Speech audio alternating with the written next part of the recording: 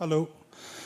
Thank you, Professor. Thank you, Dashkarma. My name is Sonam. I used to work with Dashkarma. I'm going to ask a question on artificial intelligence, taking cue from the kind of an evolutionary perspective that you provided. Perhaps AI starting almost like a single-celled organism that certainly develops into a complicated, complex organism that we lose control of. Mm-hmm. But let me qualify my question by contextualizing it. In Bhutan, we have been talking about AI at the level of institutions, officers, but as a part of a national discourse, it has become possible thanks to His Majesty the King, who drew our attention to the potential and possibilities of AI. We recognize that it's complex. We recognize that it's fast evolving, but we had an optimistic perspective about it, how to regulate life, society, use it for governance, to solve problems. And I think you also drew our attention towards the later part of your talk of how we take advantage of emerging technologies, use it to better human conditions.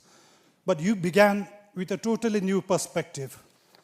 AI as a non-breathing entity that could write holy texts, create a God for us. Mm-hmm. Also, the specter of a totalitarian regime that's without heart or feelings.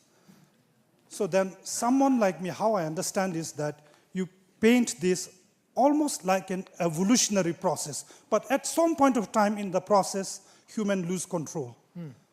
That it delinks, and that it is no longer artificial intelligence, that it is almost like an alien intelligence that is either in competition with or superior to human intelligence.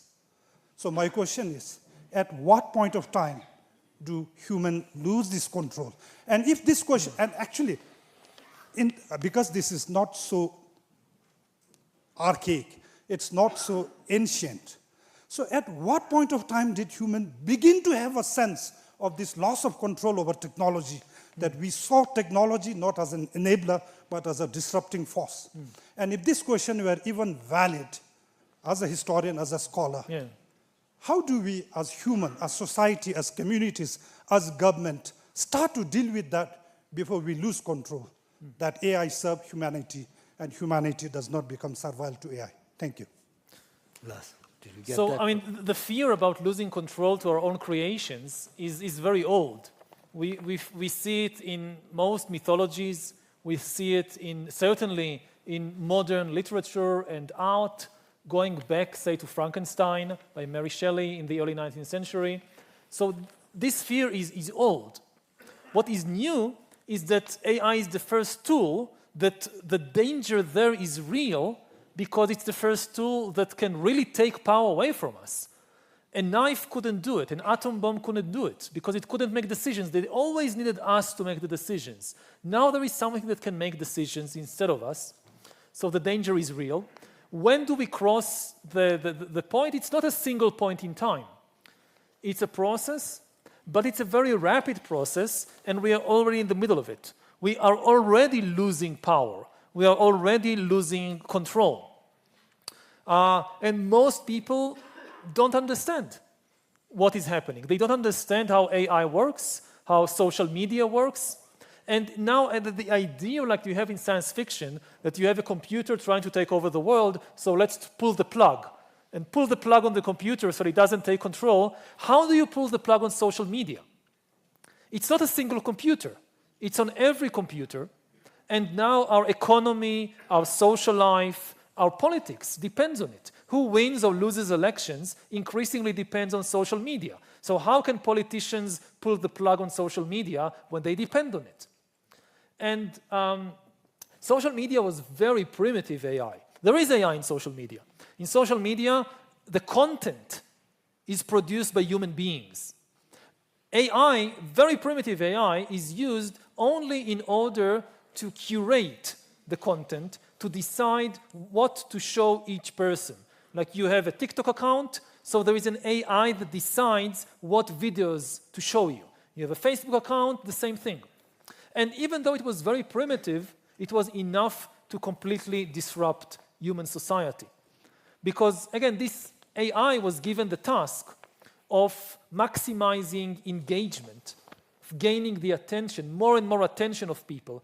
If previously, last year, people spent 50 minutes on our platform, the task given to the AI make people spend 60 minutes on our platform this year. And the AI discovered how to do it. By trial and error, it discovered, nobody gave it the order. It discovered by itself that the way to grab people's attention is to press the hate button in their brain, to press the fear button, to press the anger button. You want to grab people's attention, you make them angry about something. Now, AI didn't intend for wars to erupt, or for ethnic cleansing to happen, or for democracies to collapse. It had a very simple goal, just increasing the time you spend on the platform. But this was the byproduct, that by spreading all this hate and fear and anger, the result was political chaos in many places. And this is very primitive AI. And in this sense, we already lost control. But it's not human beings who decided that this will happen. It's an algorithm that unconsciously made this decision. And again, what we are seeing in the last few months and weeks with ChatGPT and GPT-4 and the new generation, it goes much, much further and much more rapidly. It's not too late.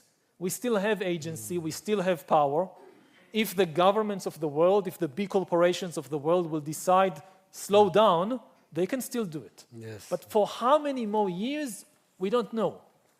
The next elections in the US, for instance, in November 2024, is likely to be run to a large extent by AI. That the AI will even produce, again, the political speeches, the propaganda in the networks will no longer be produced by human beings, but by AI. And we are not prepared to how to deal with it. True, true.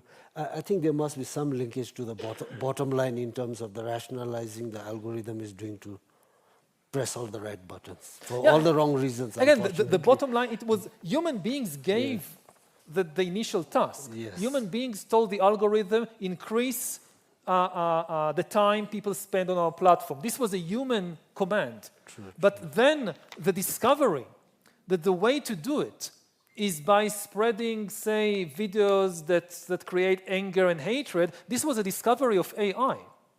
Some people think that it's an intentional conspiracy of the big corporations. From what I know, no. No human being at the top of the big corporations intentionally decided, let's spread hatred. Let's bring down democracies. Let's create wars. There was no human decision. It was an AI decision. Yeah.